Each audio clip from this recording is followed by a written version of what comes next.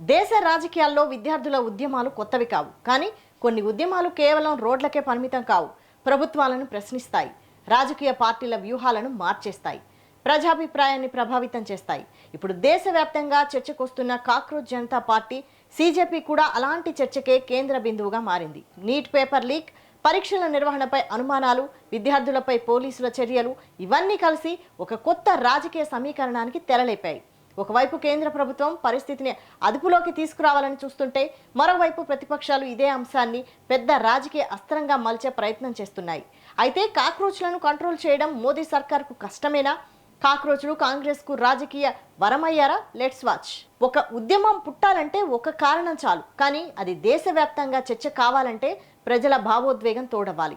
ప్రస్తుతం అదే జరుగుతోందనే అభిప్రాయాలు వినిపిస్తున్నాయి. నీట్ పేపర్ లీక్ ఆరోపణలు వెలుగులోకి వచ్చిన తర్వాత లక్షలాది మంది విద్యార్థుల్లో అనిశ్చితి పెరిగింది. సంవత్సరాల పాటు శ్రమించి పరీక్ష రాసిన తర్వాత కూడా భవిష్యత్తు ఏమవుతుందో తెలియని పరిస్థితి ఏర్పడిందని అభ్యర్థులు ఆవేదన వ్యక్తం చేస్తున్నారు. ఈ అసంతృప్తే ఢిల్లీలో నిరసనలకు దారితీసింది. ఆ నిరసనల నుంచే సీజేపీ అనే పేరు దేశవ్యాప్తంగా చర్చకొచ్చింది. ఢిల్లీలోని జంతర్ మంతర్ వద్ద మొదలైన ఆందోళనలు క్రమంగా జాతీయ స్థాయి చర్చగా మారాయి. కేంద్ర విద్యాశాఖ మంత్రి ధర్మేంద్ర ప్రధాన్ రాజీనామా చేయాలని డిమాండ్ చేస్తూ విద్యార్థులు నిరసనలు కొనసాగించారు. ప్రభుత్వం చర్చలకు సిద్ధమని సంకేతాలు ఇచ్చినప్పటికీ ఉద్యమకారులు తమ డిమాండ్లపై స్పష్టమైన హామీ వచ్చే వరకు వెనక్కి తగ్గబోమని ప్రకటించారు. దీంతో ఈ నిరసన సాధారణ ఆందోళన కాదని, దీర్ఘకాల ఉద్యమంగా మారే అవకాశం ఉందనే విశ్లేషణలు మొదలయ్యాయి. జూలై 20న నిర్వహించిన చెలో సంపద్ కార్యక్రమం పరిస్థితిని మరింత వేడెక్కించింది. పార్లమెంట్ వైపు కదిలిన నిరసనకారులను పోలీసులు అడ్డుకోవడంతో ఉద్రిక్త పరిస్థితులు నెలకొన్నాయి. లాఠీచార్జ్, టియర్ గ్యాస్ ప్రయోగం, గాయపడిన విద్యార్థుల వీడియోలు దేశవ్యాప్తంగా వైరల్ అయ్యాయి. అదే ఘటన ఉద్యమానికి మరింత ప్రచారం తీసుకొచ్చిందనే అభిప్రాయాలు వ్యక్తమవుతున్నాయి. నిరసనలను అణచివేయాలనే ప్రయత్నమే వాటికి మరింత ప్రజాదరణ తెచ్చిపెట్టిందని కొందరు రాజకీయ విశ్లేషకులు భావిస్తున్నారు. అక్కడితో ఆగకుండా సీజేపీ జూలై 24న దేశవ్యాప్త నిరసనలకు పిలుపునివ్వడం మరో కీలక పరిణామంగా మారింది. దేశంలోని వివిధ రాష్ట్రాల్లో శాంతియుత నిరసనలు నిర్వహించాలని, జై హింద్, భారత్ మాతాకి జై, ఇంక్విలాబ్ జిందాబాద్, జై భీమ్ వంటి నినాదాలతో ప్రజాస్వామ్యబద్ధంగా ఉద్యమాన్ని కొనసాగించాలని పిలుపునిచ్చింది.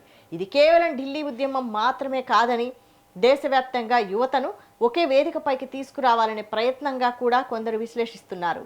ఇక్కడే మోదీ ప్రభుత్వానికి రాజకీయంగా సవాలు మొదలవుతోంది. ఎన్నికల్లో అభివృద్ధి, మౌలిక వసతులు, సంక్షేమ పథకాలు వంటి అంశాలు ప్రధానంగా ఉంటాయి.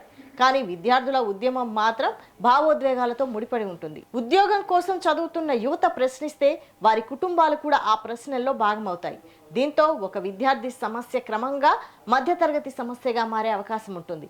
అదే కారణంగా కేంద్ర ప్రభుత్వం ఈ అంశాన్ని కేవలం చట్ట వ్యవస్థ కోణంలో కాకుండా రాజకీయంగా కూడా జాగ్రత్తగా ఎదుర్కోవాల్సిన పరిస్థితి ఏర్పడింది. అయితే మరోవైపు కేంద్ర ప్రభుత్వం కూడా తన వాదనను వినిపిస్తోంది. పరీక్షల నిర్వహణలో లోపాలు ఉంటే చర్యలు తీసుకుంటామని, అవసరమైన దర్యాప్తు కొనసాగుతుందని, విద్యార్థుల ప్రయోజనాలను దృష్టిలో ఉంచుకొని నిర్ణయాలు తీసుకుంటామని చెబుతోంది. చర్చలకు కూడా సిద్ధమని సంకేతాలు ఇచ్చింది. కానీ ఉద్యమకారులు మాత్రం హామీలు కాదు, స్పష్టమైన నిర్ణయాలే కావాలని పట్టుబడుతున్నారు. ఇక్కడే ప్రభుత్వం, నిరసనకారుల మధ్య అంతరం పెరుగుతోందని రాజకీయ విశ్లేషకులు అభిప్రాయపడుతున్నారు. ఈ ఉద్యమంలో మరో ఆసక్తికర అంశం కూడా చర్చకొచ్చింది.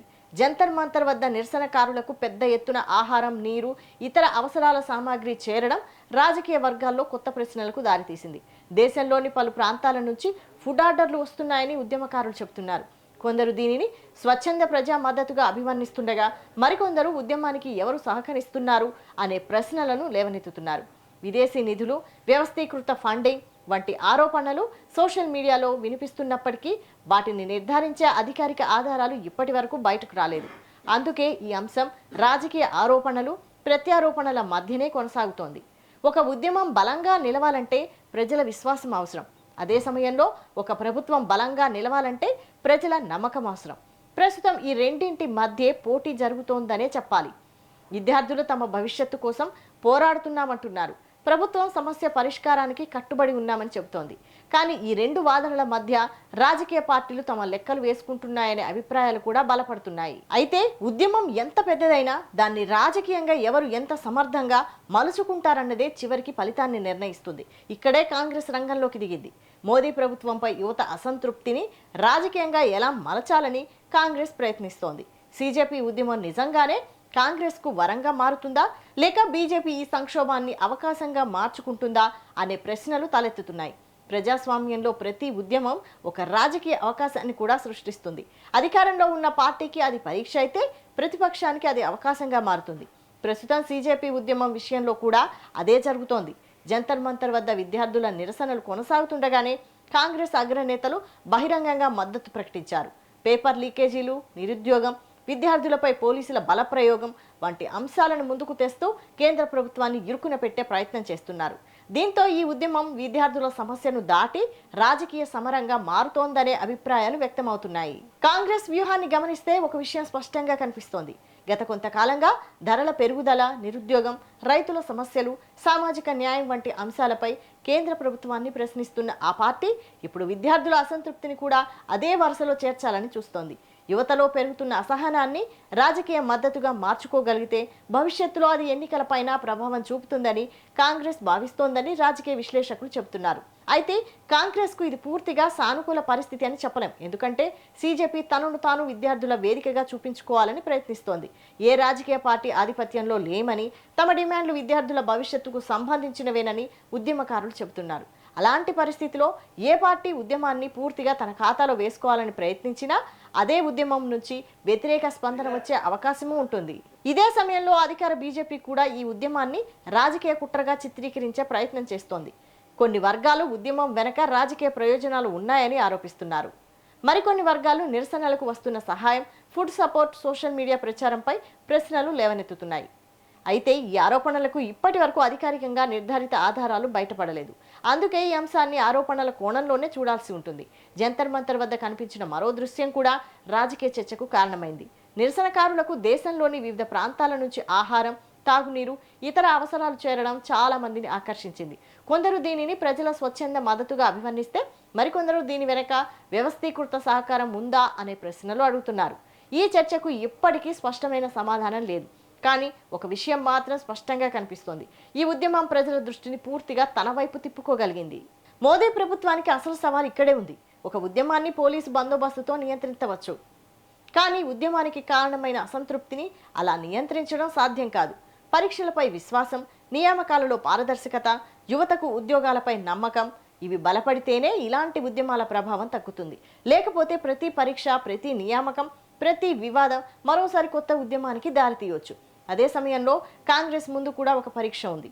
ఉద్యమానికి మద్దతు ఇవ్వడం ఒక విషయం, కానీ ఆ మద్దతును రాజకీయంగా నిలబెట్టుకోవడం మరో విషయం. గతంలో కూడా ఎన్నో ప్రజా ఉద్యమాలకు ప్రతిపక్షాలు మద్దతునిచ్చాయి. కానీ ప్రతి ఉద్యమం ఎన్నికల విజయంగా మారలేదు. ప్రజలు చివరికి ఎవరు సమస్యను పరిష్కరించారు అనే విషయాన్నే ఎక్కువగా పరిగణలోనికి తీసుకుంటారు. ప్రస్తుతం దేశ రాజకీయాల్లో సీజేపీ ఒక చర్చ. రేపు అది పెద్ద రాజకీయ శక్తిగా మారుతుందా లేక విద్యార్థుల ఉద్యమంగానే పరిమితమవుతుందా అన్నది ఇప్పుడే చెప్పడం కష్టం. కానీ ఈ ఉద్యమం ఇప్పటికే ఒక విషయాన్ని స్పష్టంగా చెప్పింది. యువత సమస్యలను ఇకపై చిన్నచూపు చూడలేం. వాటిని కేవలం రాజకీయ విమర్శలతోనో, సోషల్ మీడియా ప్రచారంతోనో ముగించలేం. కాక్రోచ్ జనతా పార్టీ ఇది కేవలం ఒక పేరు మాత్రమేనా, లేక యువత అసంతృప్తికి కొత్త ప్రతీకనా?